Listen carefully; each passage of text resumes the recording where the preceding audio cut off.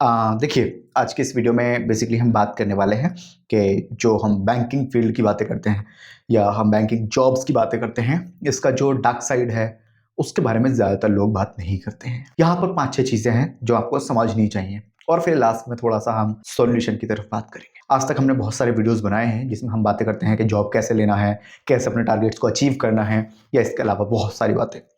But आज का video इन सारी बातों को थोड़ा-सा डिफरेंशिएट करेगा, अलग होने वाला है आज का वीडियो।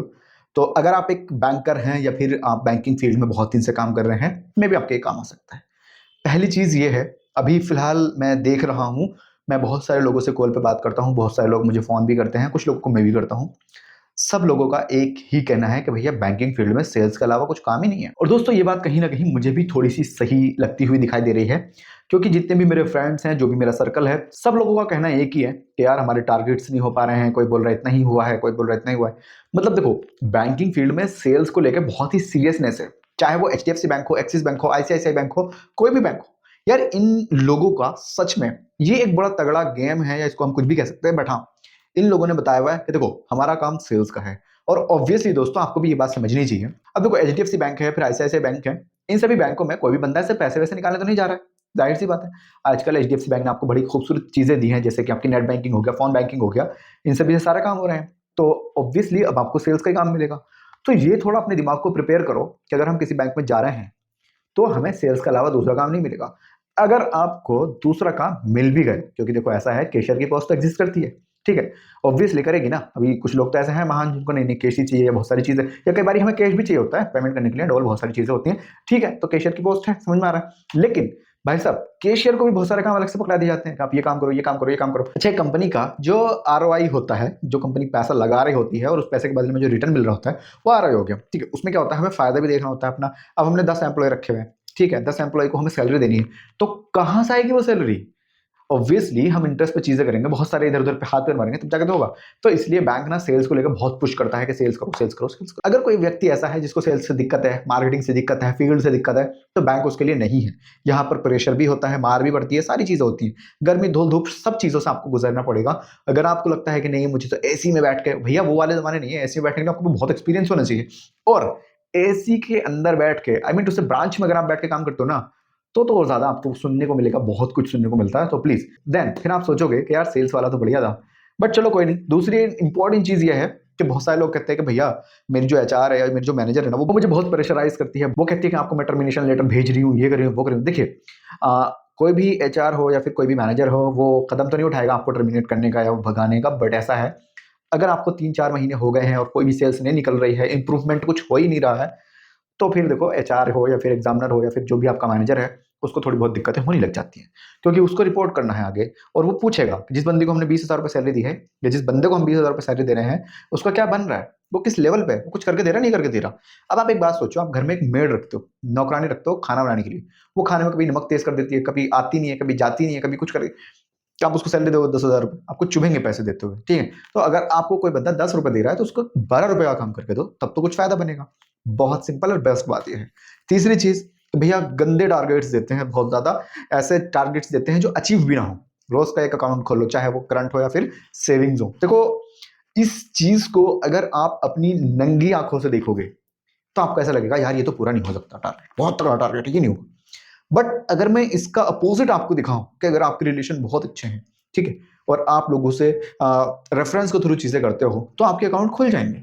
और यार जैसे हम एचडीएफसी बैंक की बात करें तो यहाँ पे स्टार्टिंग चीजें 10,000 से हो जाती हैं, 25,000 में आपका करंट अकाउंट खुलता है। किसी भी बंदे को जाके आप बोलोगे कि यार मैं ऐसे ऐसे एचडीएफसी बैंक से आया हूँ, आप खुलवा लो, तो बहुत कम ऐसे लोग हैं जो हाँ कर देंगे। यहाँ पर काम ही एक्चुअली रेफरेंस से निकलेगा। मान लो मेरा एक दोस्त है, उसने कोई काम शुरू किया है, उसको एक करंट अकाउंट खुलवाना है, अब वो सोच रहा है किसका खुलवाऊं, वो खुद परेशान है। अब आप उसको गाइड करो कि देख करंट अकाउंट एचडीएफसी बैंक का इज बेटर है, तो वो खुलवा ले, या फिर आईसीआईसीआई खुलवा ले, एक्सिस का खुलवा ले। ठीक है, एक क्लाइंट आपका कंप्लीट हुआ, मतलब एक क्लाइंट तो आपको जैसे तैसे करके कुछ भी करके पूरा करना है। फिर दूसरे के पास जाओ, तीसरे के पास जाओ। मतलब आप ये देखो कि कौन बंदा ऐसा है जो 25,000 रुपए इन्वेस्ट कर सकता है एक अकाउंट के अंदर, या कौन बंदा ऐसा है जो 10,000 रुपए इन्वेस्ट कर सकता है। अब आप जा रहे हो पान गुटखा वाले के पास, तंबाकू बेचने वाले के पास, या फिर ऐसे आदमी के पास जा रहे हो जिसके पास कुछ खास कमाई नहीं हो रही है, तो वो कैसे करेंगे? डॉक्टर के पास जाओ, लॉयर्स के पास जाओ, जो बड़े-बड़े हॉस्पिटल्स चला रहे हैं, बड़े-बड़े इंस्टीट्यूट चला रहे हैं, इनके पास आपको जाना चाहिए। जब आप इनको अपनी सर्विस दोगे, इनके डोर पे दोगे सारी चीज़ें, इनको भी बढ़िया लगेगा, ये 10 रुपये एक्स्ट्रा पे करेंगे आपको। तो मेरी रिक्वेस्ट है, हार नहीं माननी है, थोड़ा सा चीज़ों को मॉडिफाई कर लो। अब दोस्तों ये सारी बातें तो मेरा पॉइंट ऑफ व्यू था, मेरे ओपिनियंस हैं, बट ऐसा है कि अगर आप बैंकिंग में कुछ उखाड़ना चाहते हो, बहुत मेहनत करना चाहते हो, तो आपको बैंक बहुत अच्छे रिटर्न्स भी देगा। कैसे?